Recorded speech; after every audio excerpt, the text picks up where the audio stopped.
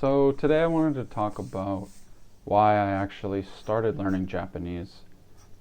So I was planning on traveling to Japan with my girlfriend, and I wanted to know how to speak Japanese. So, you know, knowing nothing about the language, I thought the best way to learn would be to go take some classes.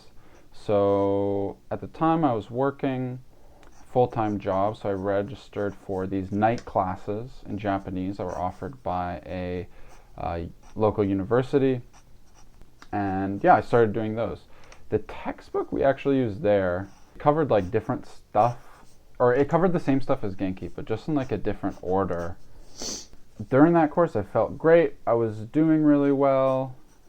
I would say probably I was like one of the better people in the class. Like, it was filled with a lot of, older folks who were, I think one person said they like hosted some Japanese exchange students that came to our city, and they wanted to know how to kind of basically converse with them.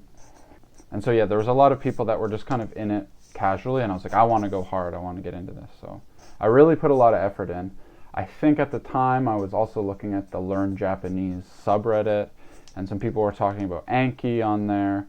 So I was doing Anki with some stuff from my textbook. People were also talking about Genki, so I picked up Genki on my own and found like a Genki Anki deck,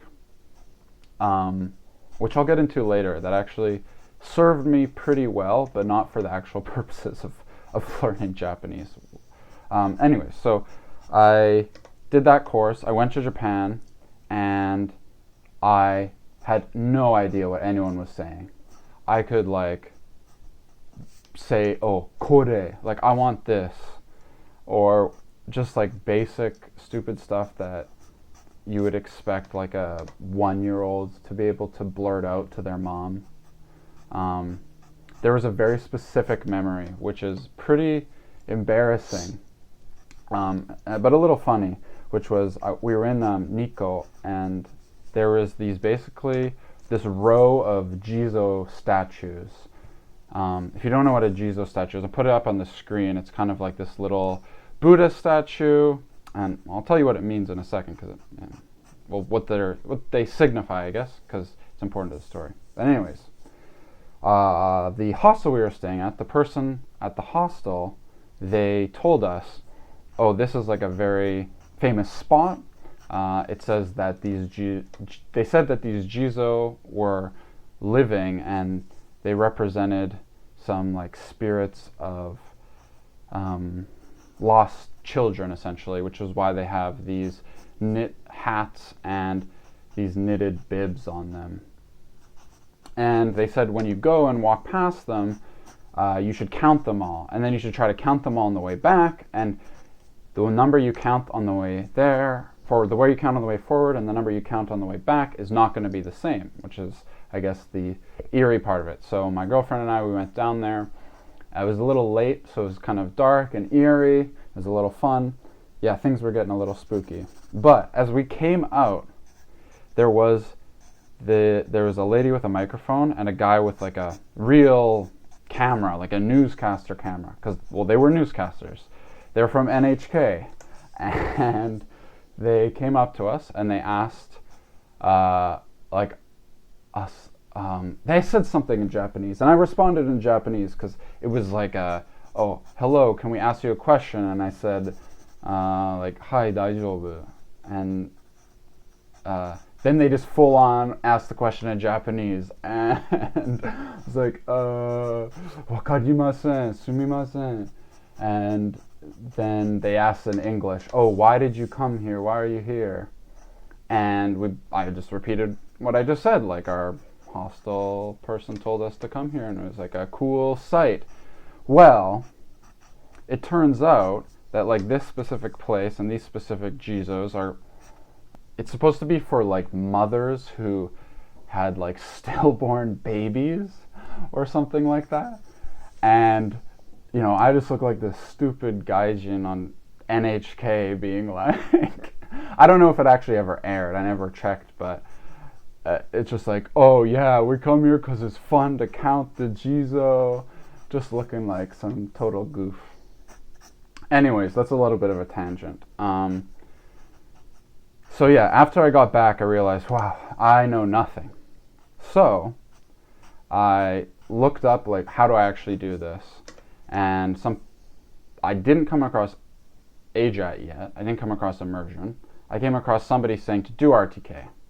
So in a way, I kind of started without the immersion part. So I did like the recognition RTK. I was working through Genki textbooks. Yeah, and then it got to... I'd been studying for another year or so. My girlfriend and I decided to go on another trip. I really wanted to go back to Japan, but my girlfriend wanted to go to other places too. So we had a stop in Tokyo. And again, I was like, what the heck? Like, I've been studying for a year, and I go here and I'm still like total crap at the language.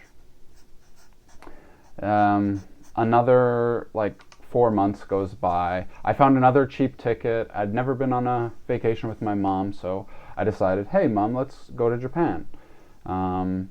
So we went, and this was like early February, before Corona was in full swing. I guess it was probably like pretty sus to travel at this point, but we bought our tickets and whatever. It turned out fine, so be what it is, you know, it's okay. Anyways, we go, you know, I could use the language to like a decent amount at this point.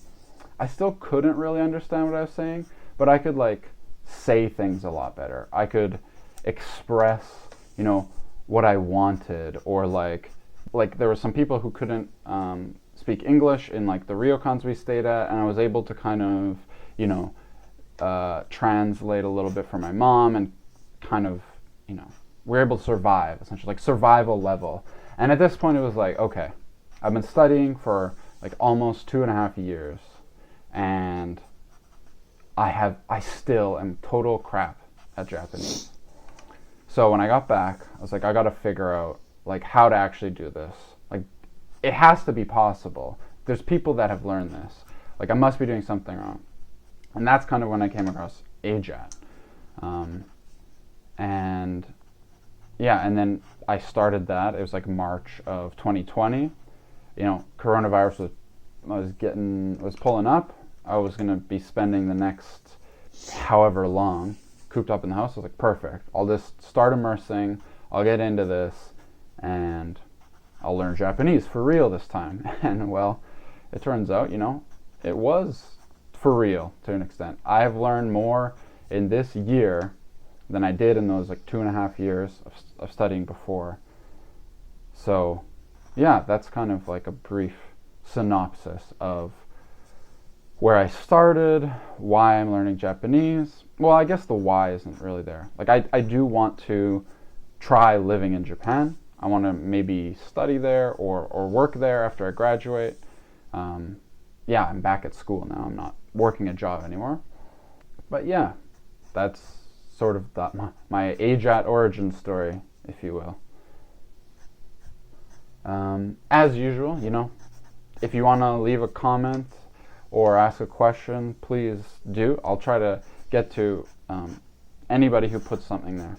So thanks for watching, and I'll see you next time.